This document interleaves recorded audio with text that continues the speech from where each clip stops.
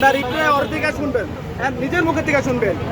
আপনি গানটা আবার গান আমি বলতেছি, আপনি একটা একটু শব্দ করবেন না ভাই। আমি যেটা বলছি আপনি গানটা গান।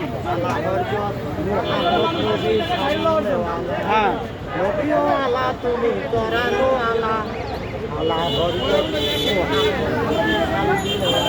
আচ্ছা, সাল্লেওয়ালা শব্দটা কিরকম হবে না? আলেমাল্লাহ উচ্চারণটা হয় নাই, হয়েছে? আর মোহাম্মদ সাল্লাল্লাহু আলাইহি সাল্লামের নাম যখন নিবে কি বলতে হয় ভাই বলেন তো একটা, কি বলতে হয়? তাহলে উনি যে মিডিয়ার সামনে এই যে গানটা যে গাইতেছে, এই যে হাজারো মানুষ ভিডিও করতেছে, তাহলে না বুঝলে আপনি আমাকে কেন বললেন যে আমি হাদিস বুঝি কিনা? আপনি আমাকে কেন বললেন?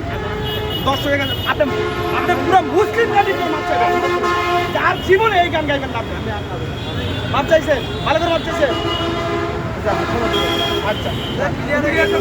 আপনি বলেন যে আমার ভুল হয়ে গেছে, এই গানটাকে আমার ভুল হয়ে গেছে।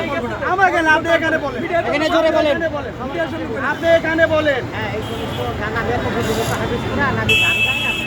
হ্যাঁ, পৃথিবীতে তো অনেক ধরনের গান আছে, আপনি নবীরে নিয়ে গান গাইতে হবে, এটা কেন?